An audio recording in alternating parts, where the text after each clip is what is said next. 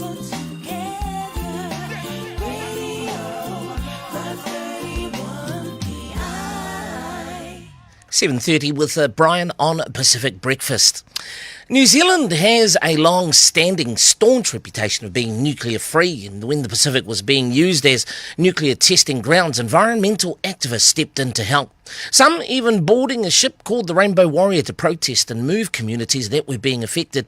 And in 1985, our Pacific leaders signed the South Pacific Nuclear-Free Zone Treaty. So to commemorate the 33rd anniversary of the signing, we speak to Pacific Media Centre Director Professor David Robie, who worked on board the Rainbow Warrior in 1985. With that, we say a very warm welcome to the show this morning, David. Firstly, let's talk about the anniversary of the signing of the treaty, also known as the Treaty of Rarotonga.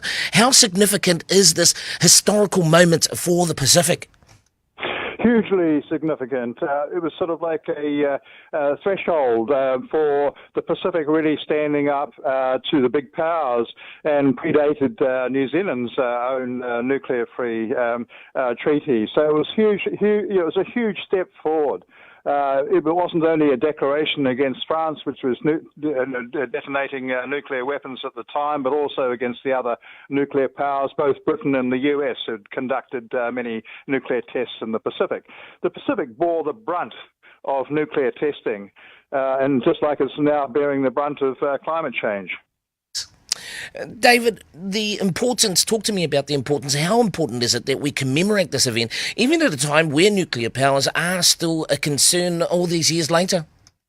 Well, in fact, I mean, the last couple of years has actually been a major resurge of concern about nuclear testing, and of course that led to the nuclear ban, the nuclear ban treaty last year in July. So it's actually a major concern now, and especially when you've got three nutcases, with their centre fingers in control of nuclear weapons in the US, North Korea, and Russia, and so on. It is a major concern for us. Let's go back 33 years, in July 1985, or even before that.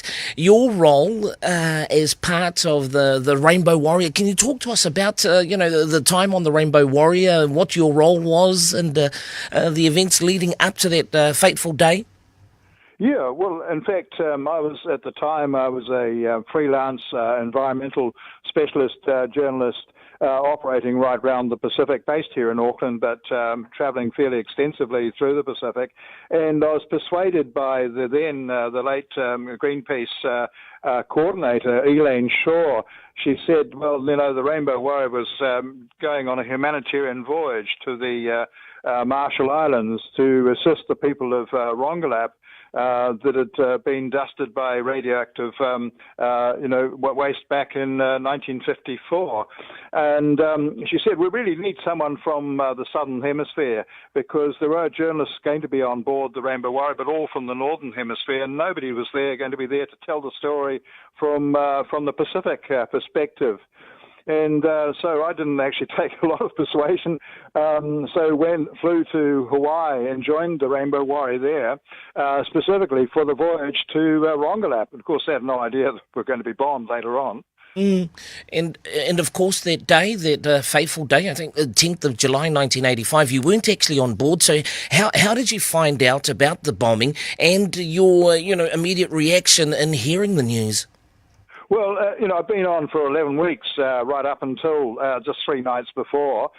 Just when we arrived back in Auckland, I wanted to get my land legs back together again, so of course I went home and was back in my house. And I got phoned early in the morning after the bombing had happened, and went straight down to the Rainbow Warrior at the time. But my old cabin was right next to Fernando Pereira's, who was the photographer who tragically died on that bombing night.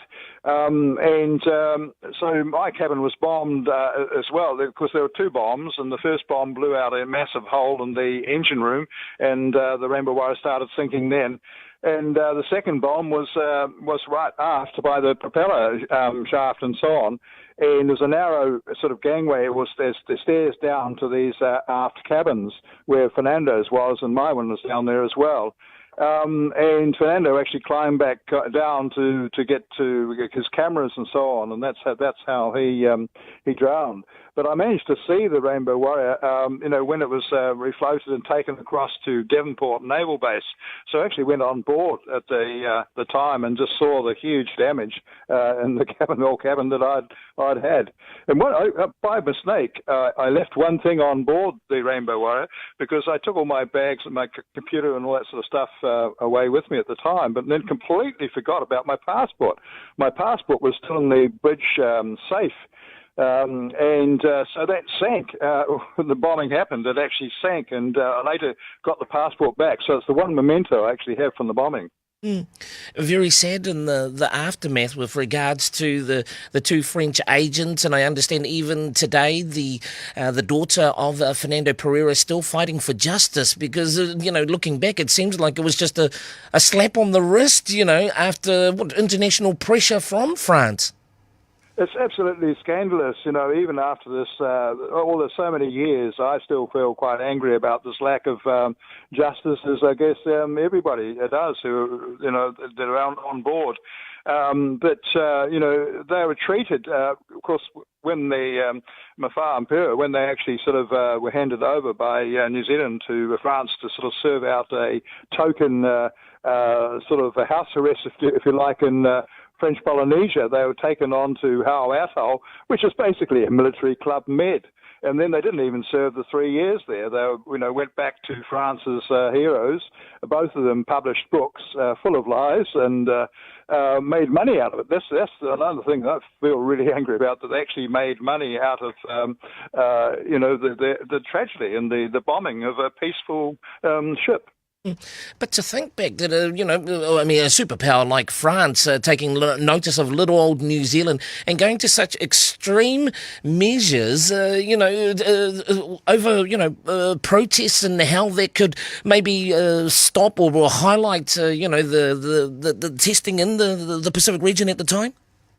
Sheer arrogance, which was displayed against the people seeking independence in New Caledonia and French Polynesia and so on as well. They're completely miscalculated. For a start, we're a small nation, a nation full of very curious, interested people who notice anything that's a bit unusual and so on. And they never realised, of course, just how the country would sort of be galvanised and behind Greenpeace and around the whole environmental issues and against nuclear testing. So there was unleashed a huge sort of groundswell of support, both in New Zealand and right across the Pacific and internationally. So it was totally a counterproductive effort to try and bomb a peaceful ship. David, let's go back to Rongelap, which you mentioned earlier, and part of the mission. Can you talk to us about that? How yourself and the team relocating a whole community in the Marshall Islands, and how that happened? Well, that was one of the most momentous things that I've ever experienced as a journalist, and it was, basically in 1954. On the 1st of March 1954, what they called the curse called Bravo. There was a massive thermonuclear bomb that was detonated of Bikini Atoll, 1,000 times stronger than the bomb that obliterated Hiroshima. And radioactive fallout clouds sort of enveloped across the atoll of Rongelap. And the entire population at the time, was about 64 people that were actually contaminated at that time. And then there was also about another 18 Rongelap people that were on another atoll close by that also got contaminated. And so ever since then, the entire community have been affected by the results of the nuclear testing, jellyfish babies, all sorts of thyroid tumours, massive health problems and so on. And they got very little joy from the US authorities trying to to gain a better gain some kind of justice, and also to gain enough in the way of health resources to deal with the results of the nuclear testing. And so for some years they were appealing for help, and eventually they appealed to Greenpeace and said, look, well, you've got a boat, you've got a big boat, why don't you come and help us and move to another atoll? Ironically, they actually moved to Kwajalein Atoll, which is the base of Star Wars, but Kwajalein was a huge atoll, and so there was one islet on the western side of Kwajalein, Majato, that the people had won opportunity to go and move there.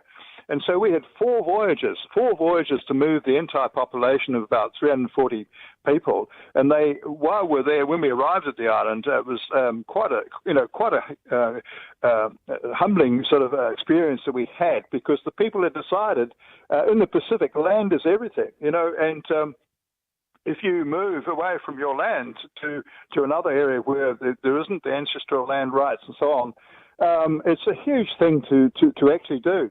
And but the people had decided to do this, and they basically just they took down all their houses, their homes, and everything was ferried on in small boats out to the Rainbow Warrior. And it took us 4 voyages to take the entire population to Majato. Extraordinary experience. And David, how are they? Have you kept in touch over the years, and how is the community currently? Yes, well, eventually they did win quite considerably more important compensation package, and the Marshall Islands government eventually got a better deal from the US. They actually put in a lot of resources into Rongelap eventually, put an airstrip there, and many of the people moved back ultimately from Majato to Rongelap many years later. David, fast forward 33 years now, the state of our Pacific Island countries, are they in a stronger position to be able to fight for themselves, to stand up and to be nuclear free, or is it still the same as all those years ago? Well, I think that happened when it happened 33 years ago. It was the big step forward. But unity is really required. Countries can't do it alone, especially small countries. And that was the example. And so, the Pacific countries have to realize that they actually have got the power to do things ordinary people in the Pacific can and must actually make a difference. And quite a few of the Pacific countries have actually sort of signed into the new nuclear ban treaty, which takes things considerably further. Of course, the nuclear countries are not going to sign this. They're simply refused. US, France, Britain, and so on, sort of refused to do this. But there's a groundswell with this new treaty that it would sort of stigmatize the nuclear powers, and in time will eventually create a new culture internationally, against nuclear weapons and testing, etc.